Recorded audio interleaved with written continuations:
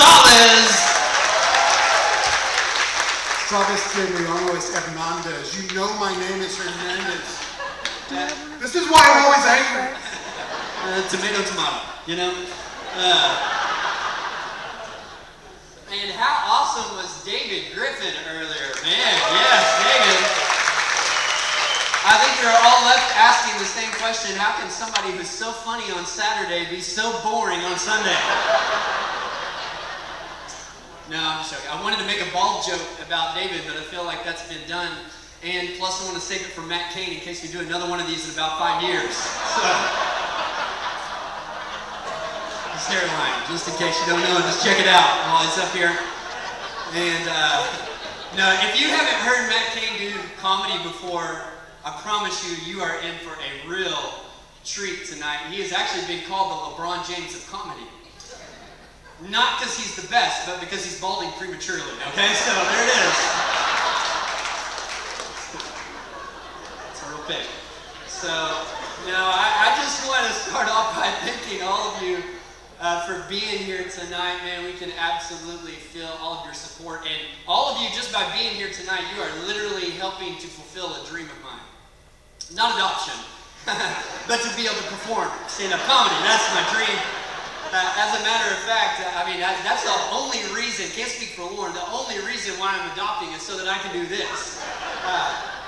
I thought to myself, what's the quickest way that I could get a bunch of people to pay $30 a head to come and hear me do stand-up comedy, and immediately it came to me, adoption.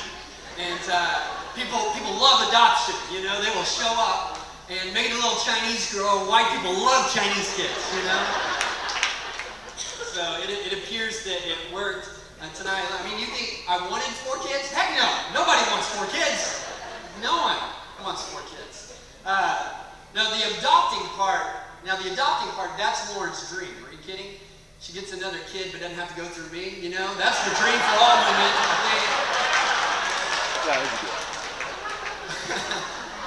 No, sir, I feel like I owe all the men in the room an apology. We cannot be letting word get out that there's another way women can have kids that doesn't involve fun time, Some of us, that's all we have left. Don't tell them. So I apologize to all of you. Now, I love stand-up comedy. Lauren and I were constantly watching Netflix comedy specials at home. Maybe that's why my sermons are so much funnier than David and Paul's. Not Randy's. Randy's figured out his angle. People love to hear chubby people joke about tacos, So his are better. But the other two. I watch these Netflix specials and I'm like, he's not funny, she's not funny, he's not funny, and they have a freaking Netflix special, And I feel gypped, honestly. I feel gypped. I only became a pastor because I grew up in the church, okay? The only reason I did this, became a pastor, was because it was the only job I knew of where you got a mic and an audience every week, guaranteed, That's the only reason. If I had known this was an option, I would have never become a pastor. When you're a pastor, you have to be all nice and encouraging to other people, Doing stand-up comedy, I can say what I really think. Man, you shouldn't be wearing that outfit, okay? You look beautiful. But yeah, I feel gypped about that. No, honestly, adopting is really fulfilling a dream of mine. I can still remember the moment where I knew that I wanted to adopt. It was a Friday. And I just had a procedure done to ensure that I couldn't have any more kids, You know what I'm saying? And so on this Friday, I had to drive out for a follow-up appointment with my doctor in Las Colinas. Why Las Colinas, you ask? Aren't there good doctors around here? I can't run the risk of ever making eye contact with that man again, I can't be bumping into him at Chili's being like, oh, hey! Last time I saw you, you were holding my mass deference, Can't do that. That's just awkward. So Las Colinas. So I'm headed out to Las Colinas, but I'm in a huge time crunch because my back is also jacked up. And so Lauren has called in favors with her chiropractor to open up her office. She's not normally open on Friday nights, or Friday, that sounds more like a date. Fridays during the day. She's not usually open on Fridays during the day, but Lauren called in a favor with her chiropractor for me to come see her. But it was going to put me in a time crunch, making it all the way out to Las Colinas and back, so I knew I had to hurry. Problem was, I got in my car, and as soon as I got in my car, I realized that my phone is about to die, and the car is on E. And so that's a problem, because I'm in a super hurry. So I'm driving out to Las Colinas, and as I'm going, I'm looking to see which gas station would be the best one to whip into and whip out of really quickly. And I'm noticing that they're all on the other side of the highway. So I do the calculations in my mind. I'm not Chinese, but I can do math. And so I started doing the calculations in my mind, and I'm like, oh, I can totally get gas on my way back from Las Colinas. So I'll make it to Las Colinas, do the appointment, start heading back to Rockwall to go to my chiropractor, and I accidentally passed up a couple of the gas stations that I'd marked in my mind. And so now I'm starting to get panicked, you know. Now I know it's getting really close, and yeah, sure enough, next thing I know, the car starts sputtering, and I have run out of gas on 6:35 in the middle of the day. And did I mention that I also had my 5-year-old, 4-year-old, and 6-month-old in the car with me, and my cell phone's dead. Dad of the year, right there, you know. And so I turn around to tell all 3 kids to unbuckle, and I kid you not, not one, not 2, but all 3 of them are sound asleep. They're out. And so I think it'd be worse if I wake them up.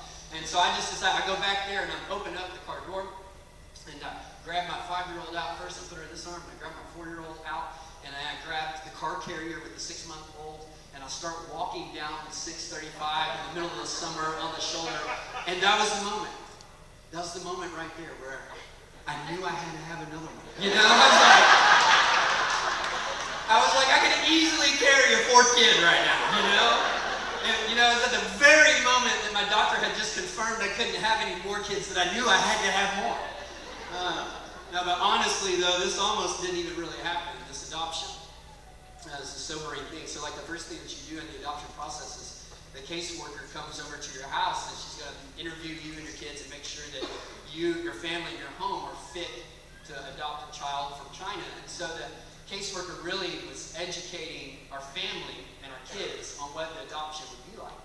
And so she starts off saying, you know, do you think that your baby sister's skin color is going to be the same as yours? And the kids are like, no.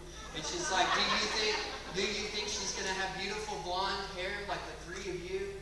And the kids are like, no. And then she says, and do you think her eyes are going to look like your eyes?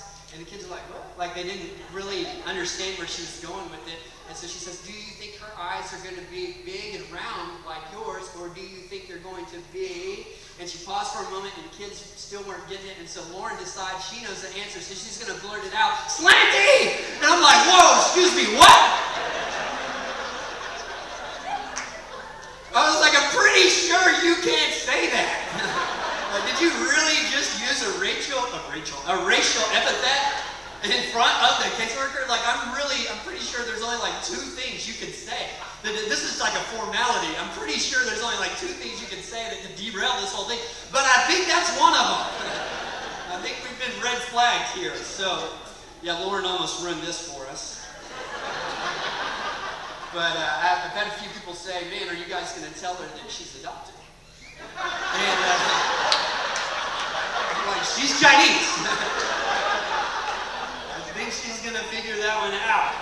And, but no, I understand kind of what they're saying. It's a big deal, that conversation where you tell your kid that they are adopted. That's a big deal. You don't want to mess that up.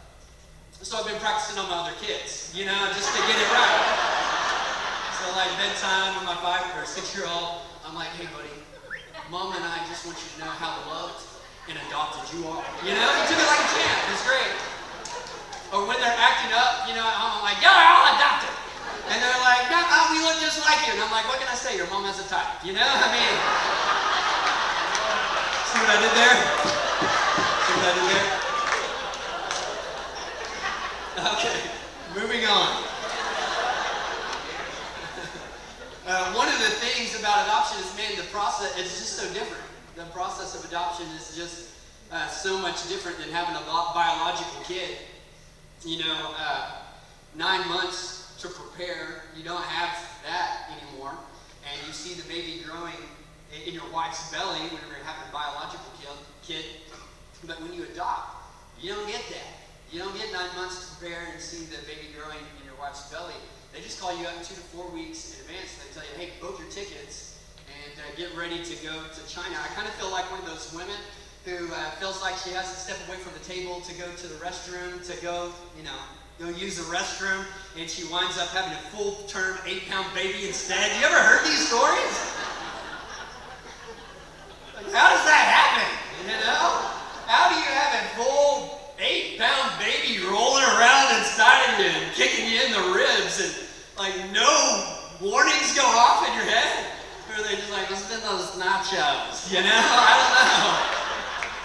Surely something could have given it away. But can you imagine that you go to dinner with some friends, and next thing you know, they're like, ooh, indigestion, I gotta step away for a second. And so you're gone for, 15 minutes or so. And the next thing you know, you're coming back to the table holding the baby, and all your friends are like, whose baby is that? You're like, it's mine.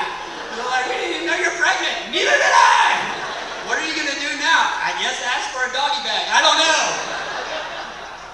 So how does that even happen? I don't know.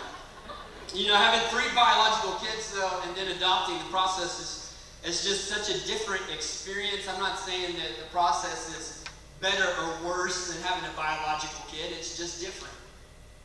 Now, one thing's for sure, making a biological kid is way better, okay? It is way better, A year of paperwork versus 3 minutes of bliss. You know what I'm saying? No comparison. Okay, 2 minutes, okay? Okay, this has to end here. Thank you so much. Appreciate it. Thanks for allowing me to present to you tonight. Hey, we got one more performer coming up for you. We saved the best for last. Y'all give it up for my friend who is often confused for my brother, Mr. Matt Kane.